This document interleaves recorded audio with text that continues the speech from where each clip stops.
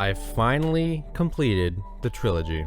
Maybe not in chronological order, but still after defeating the final boss in Darksiders 1, I couldn't help but feel like now that I've played all three, I've completed my Darksiders journey. So how good was the cap on this journey?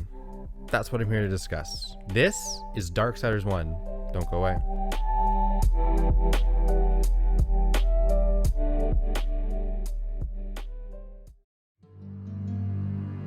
So for the 99% of you who don't know, I've played Darksiders 2 and then I played Darksiders 3. I've always wanted to go back and play 1. And for gameplay wise, I was expecting pretty much the same thing. If it's similar to the others, combo hack and slashes with some puzzles thrown in, and that's exactly what I got. Combat in the Darksiders franchise is why I not just started the trilogy, but kept on playing afterwards. It's just straight up hack and slash fun. It can be a little button mashy at times, but I've never minded that. In Darksiders 1, I gotta say, I found some pretty cool and satisfying moves. Okay, that's a lot.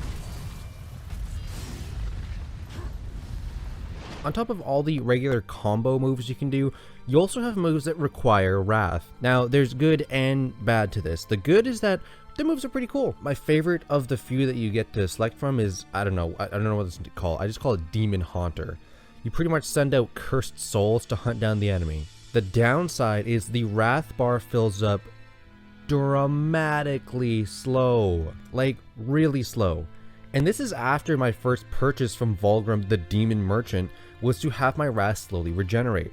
And still, I felt it was still extremely slow. I wish the Wrath regened on its own off spawn without you having to purchase it, and then you could purchase maybe better upgrades for it to regen faster. I say this because of one major thing: move variety. Oh my god, I shot him twice like it's a fucking gun.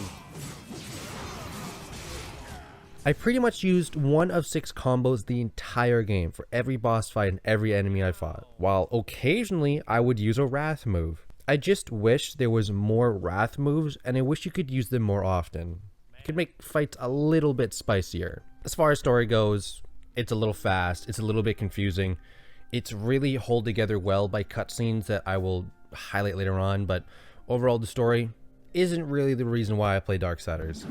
If you've heard or seen any gameplay from the Darksiders franchise, you would be acquainted with the fact that there are a lot of boss fights. They're pretty much a staple to the franchise. Safe to say, Darksiders 1 did not disappoint. Although some had some finicky features, like really finicky. Dude, the camera just fucked me. Twice, 3 times, 4 times. I'm almost dead after that one hit. Oh my god, this fucking game, man. There's really no reason why if I get hit once, I should get hit multiple times. Lose like 80% of my health. How did I not get that right there? Stop spinning, you fucking lunatop. Oh my god. Dude, this kid's an actual toy topper. What? I had the action button though. This kid's literally just spinning for fucking days. I literally just lost 70 fucking percent of my health. This is like the same boss fight 3 times in a row.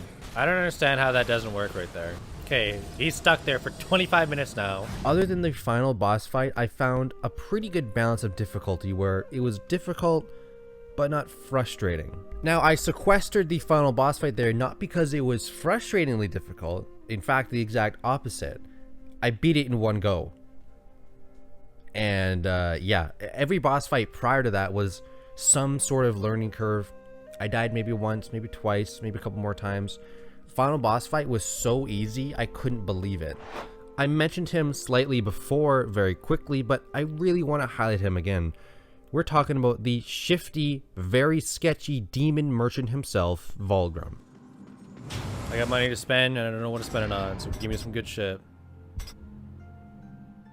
He adds a lot of character and personality to the game the same way that the merchant did to RE4. Vulgrim is the distributor of upgrades. Whether you want a Wrath core, a new move type, maybe a combo, whatever else he has to offer, he has it. I just sort of wish that there was a little more options in his store.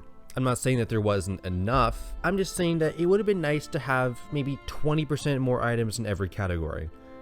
Just a little bit of a bump. The last thing to mention for gameplay is what I like to call the finishers. Once you get an enemy pretty much to very low health, like 1 HP left, you'll get a button prompt to finish him off. These are very fun because you basically just shit on the enemy. Dude, how about you drop it? Oh! It's just too gruesome to look at. Kids, look away. Get slapped. This kid's ready to die and he's running at me. Fucking blades back, man. Oh ho ho! Shit on. Get really shit on. Oh my god.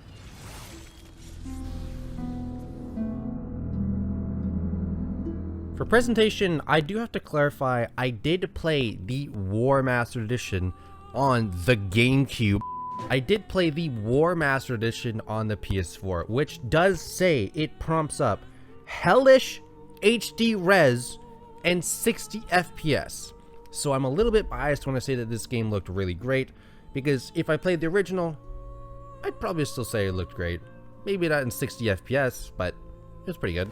Generally, the Darksiders aesthetic is very good, and yeah, it holds up strong here. When running from place to place, I often found myself oogling at the world around me. I will say though, I wish there was less human elements. There were a lot more man-made buildings around than I was expecting. Music or soundtrack wise, I don't know.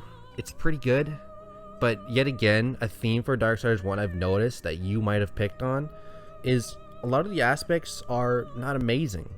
They're not bad. You know, they're good.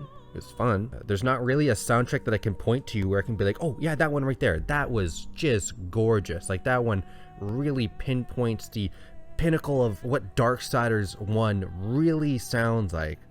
There's none of that. But there are soundtracks there that just add to the ambience. Now this is where I'm going to highlight the cutscenes, because as I said before, they really hold the glue in for the story. They don't only hold the story, they also hold my full attention. They're great. Voice acting's great, everything's great, beautiful, it's shot well.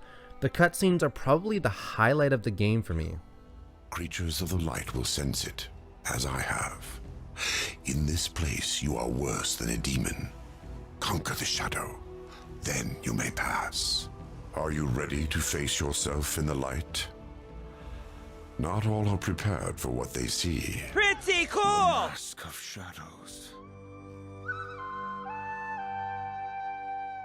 Overall, my thoughts on Darksiders 1, average. Honestly, just a straight average game. And it honestly reminds me of Infamous Second Son. That was a good game. I had fun. If I had to show an out-of-space alien what a modern video game was for a human, I would show them Infamous Second Son or Darksiders 1. I have the exact same thoughts on both of them. I had fun. It was good. It was pretty average. Nothing that blew me out of the water. Game mechanics were pretty basic, but nothing was bad. Some small notes I have to finish this off. I wish that there was more weapons. I know you have the main blade. Yeah, I got a scythe, and later on you get what I call the power glove, aka the shit box. I hated the power glove. I never thought I could get any shorter range than I could with the main blade, but I was wrong. I don't think I ever avoided a weapon harder than the SVU from Black Ops 2. Around 3/4 way into the game, you'll find access to the cover art, the actual main star. Forget this kid. You'll finally get access to the horse, the flaming horse. And this is one of the coolest things about this game. You get to do a couple boss fights on this horse, which just reboots my memory straight back to Shadow of Colossus. But yeah, the horse, great addition, amazing feature. I wish we had it earlier. It looks awesome, and more impactfully, and importantly, it gave me a way to sprint. Exploring or any type of backtracking is hindered by the absence of a sprint button. For one of the horsemen of the apocalypse, War is literally the slowest guy I've ever seen. It's just a quality of life thing. I wish there was a sprint button. Nothing too big. The horse does add some speed capabilities, which I really enjoyed.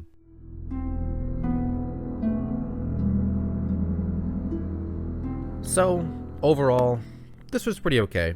I don't have any strong feelings on this game, but I will say in 5 years, if I was told, replay this game right now or you die, I would. And that's usually a very easy, quick way to tell, for me at least, if a game is good or bad. If it was black and white, yes or no. Would I play this game again in 5 years? Would I pick it up, plug it in, or yeah, I'm gonna plug my disc into the fucking console, guys. Would I pick it up and insert the disc? Yeah, I honestly wouldn't mind playing through this game again. Overall, solid 7.1 out of 10. So that's it. Darksiders 1 is the cap on a trilogy for me that I have wanted to finish for a long time. It's been a goal of mine for actually a legit long time, since I played Darksiders 2 probably about 4 years ago. Now that I've completed it, it just puts a cheesy smile on my face. But Darksiders 4, where is it? Yes, I know Darksiders Genesis exists. Do I planning on playing it? Of course. But for now, I'm your host, Sailpan Entertainment, and I hope you enjoyed this review. Peace.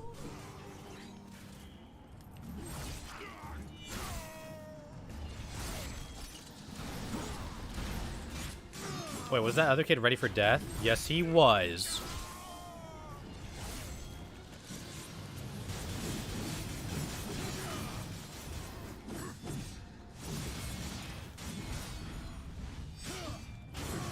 Thank you. Hey! This kid is not going down. There you go. Okay. The piece should be somewhere close. Heyo, if you've stuck around this far, you're probably here for the random Easter egg soundtrack I put in at the end of every video. While you listen, if you like, click the like button down below and subscribe if you want to see future content. Any support helps tremendously, more than you'd ever believe. And if you're super dedicated, you can buy me a coffee. Link in the description. Anyways, yeah, that's pretty much it. So hopefully you enjoyed the video, and yeah, peace.